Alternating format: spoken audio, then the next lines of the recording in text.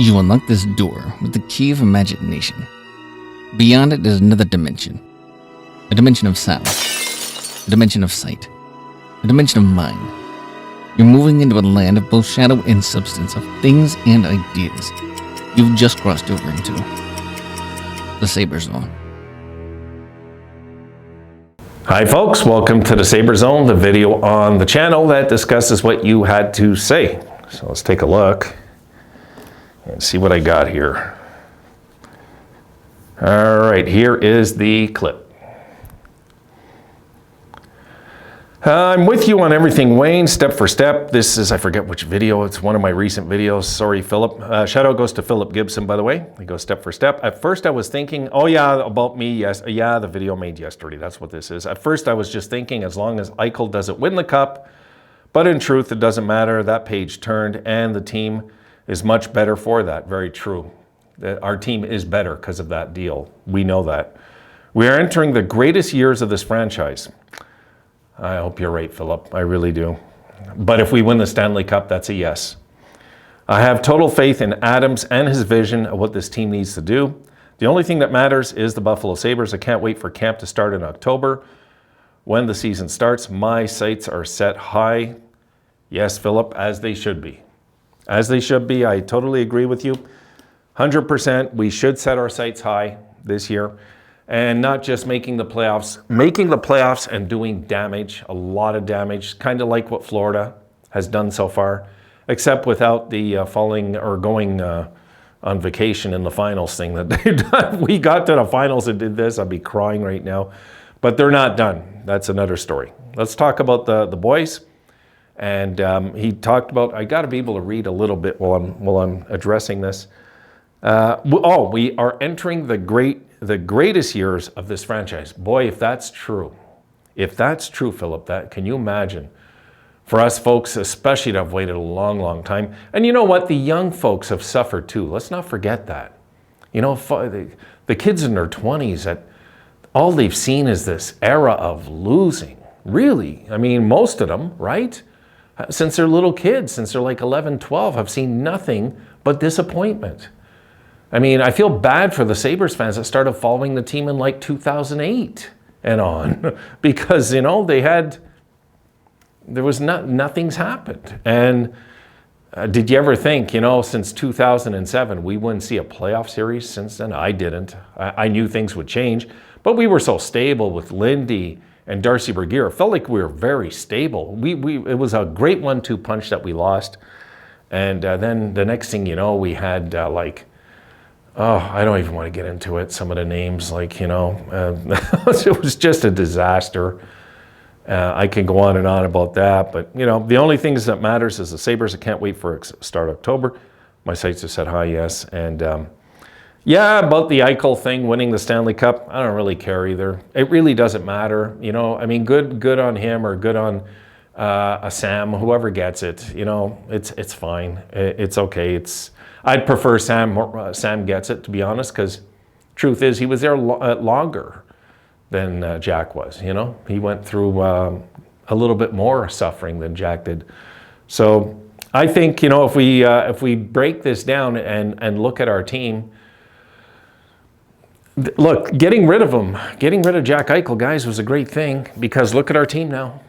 The return helped us right away.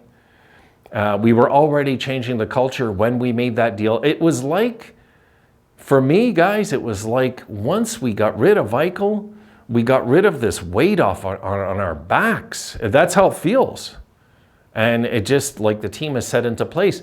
And it's no hate on Jack, because there was a side of me when he got nailed in that game. I was a little worried about the guy, honestly, when Tkachuk hit him. I was like, oh my God, I don't want him to wind up in a wheelchair, right? And I was looking at him, I was like, oof, you know, that is not good. And I was waiting to see. I wanted to see, how is his neck going to hold up? And he got up like a champ, and he played. He was in the next period, and had a good period too, I might add, in the third. So, you know, he's okay. And I still think we made the right decision not letting him have that surgery, because this was in the contract, and you have to honor the contract. You have to honor it.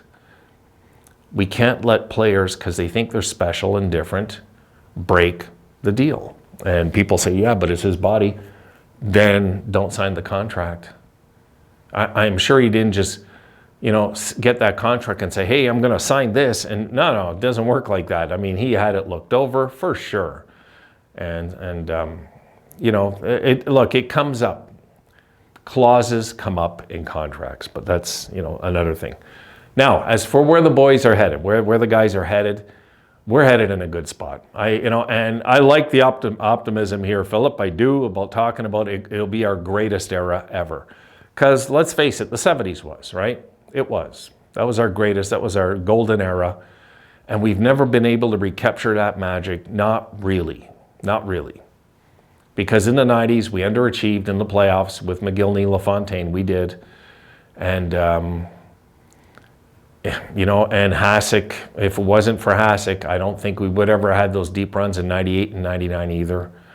Although we had a great captain in Mike Pekka, and we had a good, hard-working bunch with an excellent coach in Lindy, So we had a special bunch, That was a team that wasn't very talented, but they didn't have to be because they played hockey together, and that was what that era was about. And then, that's how I look at it. We had the 70s, the golden era, then we had the Scotty Bowman era of the rebuild after he started dismantling the team, which didn't work out. You didn't get enough time, too much pressure, had to move on. Then we had the 90s with McGillney, LaFontaine, the always underachieving team come playoff time.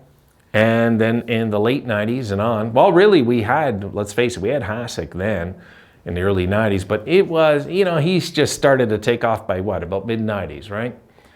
So by late 90s, that era went from a powerhouse team offensively to a great team defensively that showed that defense wins hockey games, and they got to the finals. And then in the 2000s, we should have won a cup in 06, So 07, no.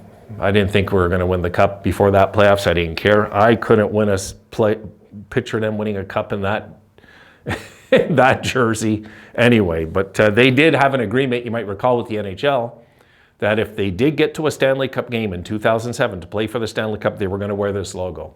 They had already agreed with the league on that. They would wear the slug, but they got it approved ahead of time in case they got to the finals that year. And of course, we all knew we're going to lose Briere, we're going to lose Drury, and this is it. This has to happen now in 2007. And once Ottawa took us out, guys, we've not seen any success since then. So once we get back to the promised land, which is a deep run, I do honestly believe, like Philip's talking about here, we might just go all the way our first time there. And that's my feeling, Philip, is the next time we get to the Final Four, I honestly believe we're doing it. We're going to just do it. Even if we're not supposed to be in the Final Four, I just have this belief that the next time the Sabres make the Final Four in the playoffs, we get to the semis, we're going to win the Stanley Cup the next time, because we're just a franchise due to break through. We just can't not eventually break through. I figure it'll just happen when we're not even expecting it one year. We're just going to be happy that they looked good in the first round, and then the second round they're going to look even stronger, and the third round they're going to look just as strong, and we're going to be like, my goodness, what's going on? And before you know it, we could be in the finals again, and the team that was a big joke all of a sudden is in a deep run again for the third time in their history in the finals. So we'll see how that pans out. But right now, I like your optimism. Keep it up. I do like it, because we got to be optimistic. I mean, being pessimistic doesn't work. That doesn't solve anything, So that's it. My thoughts on that there. Good topic, about really, I think, setting our sights high is what I'll call, that'll be the name of this episode, because we should set our sights high. We've suffered enough. We've earned the right.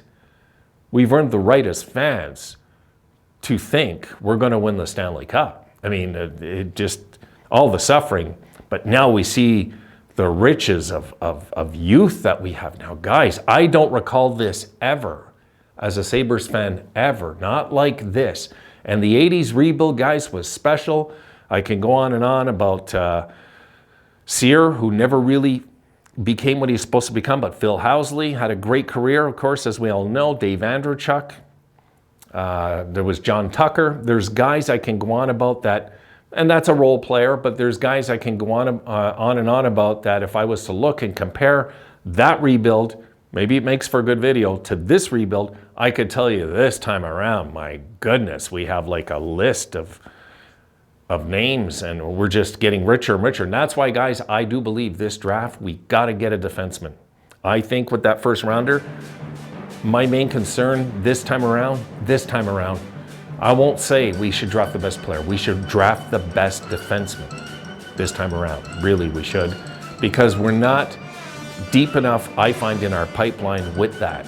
That's one thing we lack, is a little bit of more richness in the blue line would be nice. All right, guys, done. That's it for this one. I'm blabbing. See you in the next one. Be sure to like, subscribe, and hit the notification bell to ensure Dimension access.